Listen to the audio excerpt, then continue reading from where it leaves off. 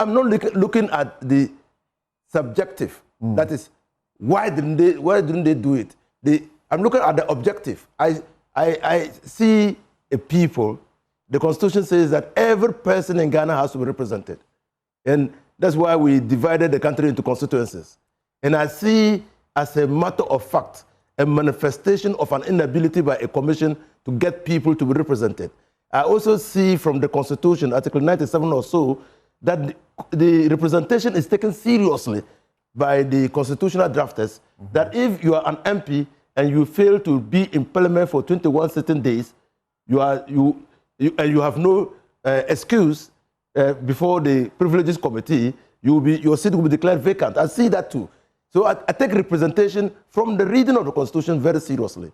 And I see these people were not represented. And so I see it. They're facts. I see it. I don't know whether it was intentional or it was inadvertence or it was just by operation of circumstances beyond their control. I don't know that. But I know the facts are this. So I expected if I put in a petition to say that these people were incompetent, and you see that they were constitutional and administrative questions on the face of the petition, the least I expected was to tell them to come and like the Ashanti say, oh, you know, to come and tell me, to come and tell the committee, come tell us exactly what happened. That Trophy, Akpafo, Lolobi, and Likwe were not part of Parliament. If they come and they discharge that responsibility, I say, well, we cannot. That was not incompetence on their part.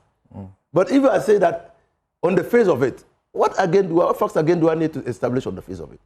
And that's why I'm saying that the only reason why I say that the decision is a decision that seeks to establish institutions of governance is I'd see Bafo Bone as an institutionalist. From this judge, finding, I see him more directed towards creating powerful governance institutions for this country and making sure that people who occupy those institutions are not subjected to the whims and caprices of other Ghanaians to make them very unstable. That's how I see it. But there are serious issues with it. Now, the second issue I have with it is consistency is a virtue in jurisprudence. And that's why we have precedent. Never mind that he didn't set the first precedent. But it's a precedent in our electoral practice and constitutional practice. That once upon a time, breaches of an act of parliament, the Procurement Act of Parliament, was held to be enough to meet the threshold of Article 146(1) of the Constitution. Incompetence. Now, today, by the judgment of, or by the decision of Justice Bafo Bone, it appears to me that that threshold was a lower threshold. And probably, if Justice Bafo Bone were sitting at that time as a Chief Justice, Charlotte Osei would not have gone home. Because again, institutionally, we would have protected that institution. And particularly when the threshold, his threshold, is not breaches of statute. Okay? But there must be higher. And then you come to... He's entitled, is he not? He's entitled to that. In making the prima facie, yes, to take a threshold that he finds ought to be the proper threshold and not following any precedent.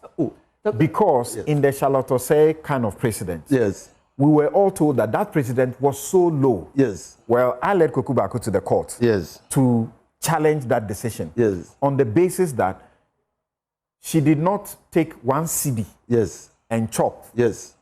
You are accusing of procurement breaches. Yes. There's a way to resolve that. The processes are there. It doesn't question her competence. It doesn't bring about infirmity by, inability to perform the office. When you read the CJ's decision, he clearly shows you that you have raised issues. They raise questions, serious questions. Agree. But they don't bother on incompetence of the officers. Yes. They don't bother on intentional wrongdoing. Yes. So I will not vindicate that on the face of it. Take SAL. The EC issued a statement to show us how they were not liable for the SAL situation. How the local government ministry directive is what led to the SAL situation. How Parliament is the entity that endorsed the situation that led to SAL not having representation at the time. So how do you say they should take the fall for it? I'm not saying they should take the fall for it. I'm not saying that. You said the CJ should follow precedent. I'm saying, no, I'm not. I said, no, let me recount what I said.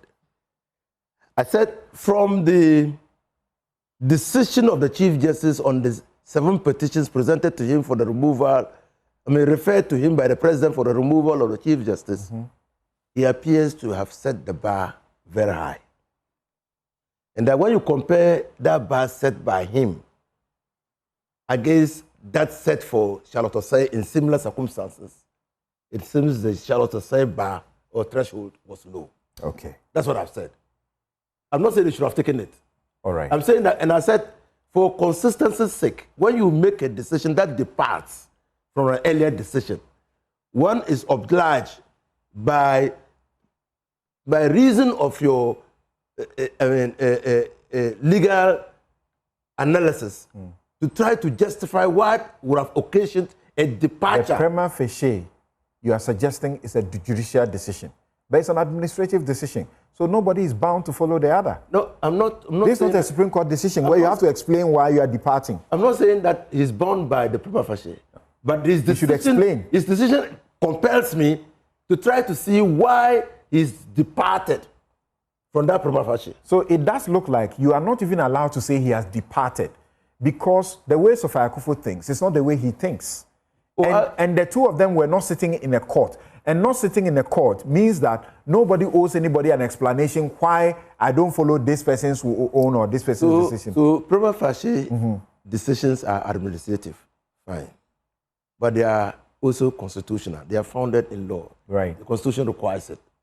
Now, prima facie decisions are decisions that ought to be taken by certain relevant bodies under the Constitution.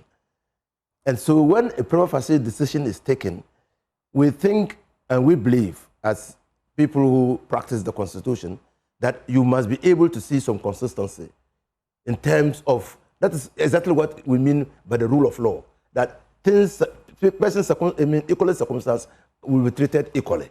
Now, so when they depart, we now are forced to re-examine why a prima facie decision in this case is different from an earlier prima facie decision. And I agree entirely with you. By our training, the idiosyncrasies of the judge and not any pretensions is what we call the law. Right. Well, what he sees here, what Bafo sees in this matter is the law. And so it's finished. There's no application for it. There can't be a review of his decision. There can't be an appeal against his decision. It's finished. There can only be an entertainment of fresh petitions, but there cannot be an appeal. So it's finished. That's the law. As to the it may be questioned. Like Justice Tokonu is questioning the prima facie on the case. You go to court and question it may be questioned. It may be okay, so you go to court and question. Yeah. On basis on which he has come. But you can't review it. Just his decision. He's come to it. But I'm not really against the decision. Okay. To the extent that I see him as an institutionalist. The NDC is not happy because Siedin Ketia said the people should go. Other members of the party all said they are not fit for purpose. They should go. They are the ones who are angry now. Yes, but he didn't see prima facie. And he sees that we need to build that institution. On that score, I agree with him. He sees emotions and all sorts of things that don't matter when you are dealing with the law. I don't see emotion.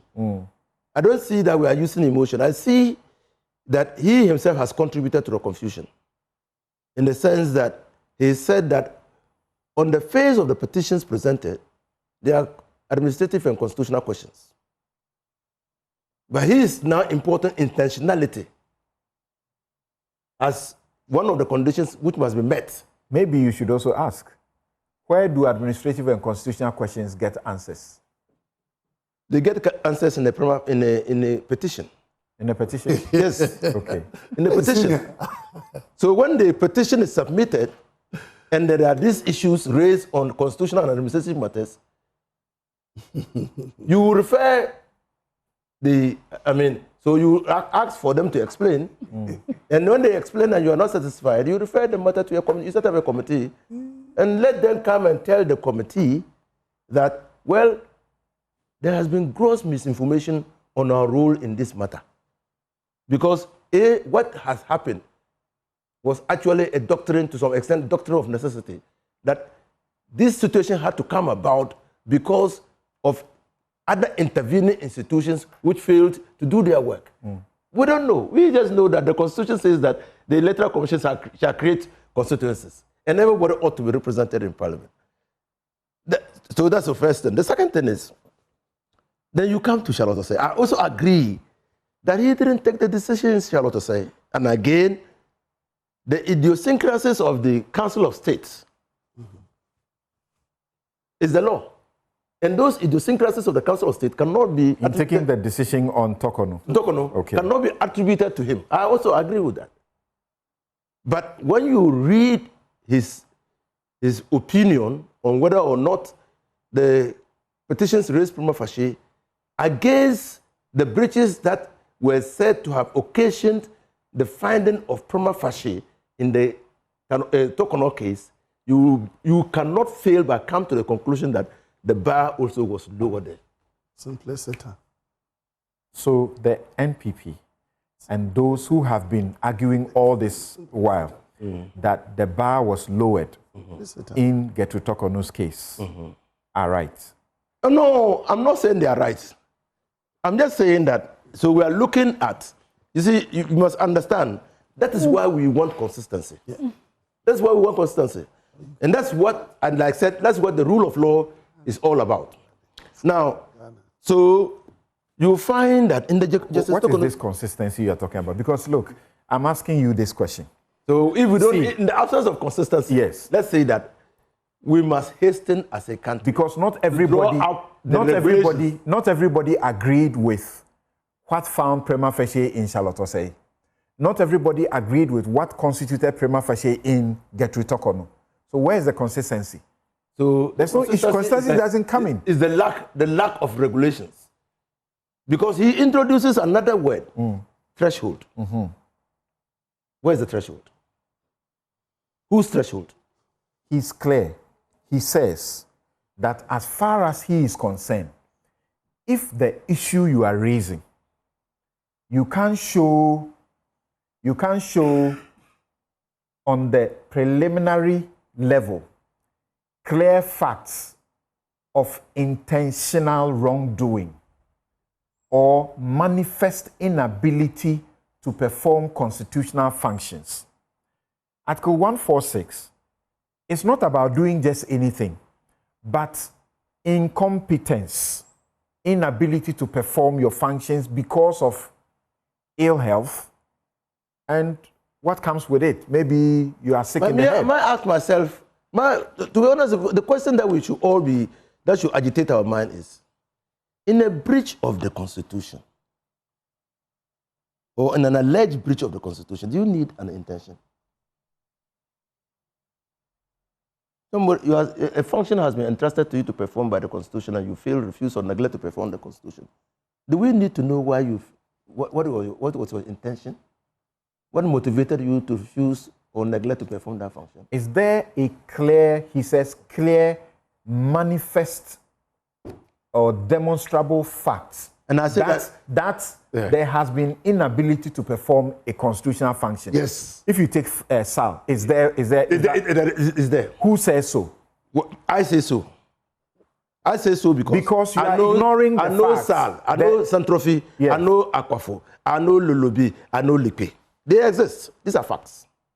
I know that by the Constitution, they ought to have been represented in Parliament. It's a fact. Yes. The Constitution guarantees them that. And who's doing and I know that is going to find the wrongdoing, the person who did the wrong. But that's what you must punish the one who did the wrong. But the Constitution doesn't name anybody for the creation of constituencies than Electoral Commission. What is the Parliament's role? Parliament, what is Parliament's role? But Parliament is the one who endorses what has to be. EC cannot sit down and create and it will come into being. No, so EC creates and then lays the CI in Parliament. And the CI takes a 21-day journey. And parliamentarians sit down and watch. Is that what you're saying? That's their job? So we don't watch. If you want me to give you further and better particulars. I was in Parliament in 2020 when the EC came, the chairperson of the EC came and addressed the members of Parliament in a committee sitting. And the former MP for Ho, the late, what's her name? I've forgotten her name. She got up and drew the attention of the EC to the fact that Santrofi, Akpafo, Lolobi, and Likwe were not part of any constituency in Ghana. And I was there. EC did not apply to withdraw, to amend, and let it pass. So you see intentionally, okay, I don't want to use intentionality because I see a breach. And that breach has consequences. And persons who engage in that breach must also suffer consequences. That's how I see it. And a late notice was imposed. It was confined to a single place in the United States. But he had always been the United States. No, he was moving. He was traveling. And so that is the first thing. So that's what disabled him from traveling to another country to go back to the US to avoid his visa expiring. Okay. That's the first thing. Then that's what prevented him from expediting his application to change his status. No, but you understand?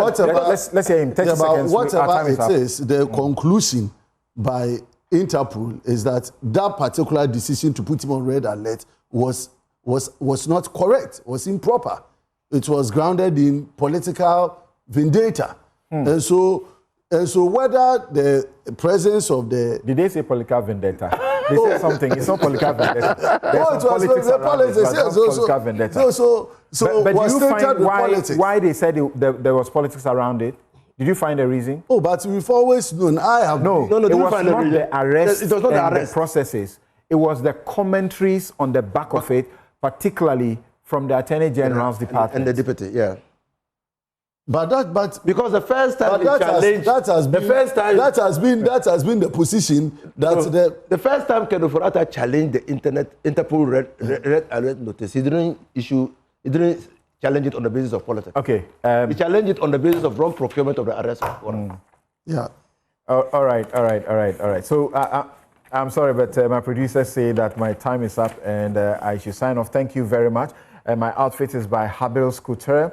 You can call them 0200 84 1988. 0200 84 1988. My guests have been Hajia Gloria Amenu, National Women's Organizer of the United Party. Inusah Fuseini is former MP at Tamale Central and former Minister. Isaac Boama Nyako is lawyer, MP Efia. I'm Samson Ladia and have a good afternoon.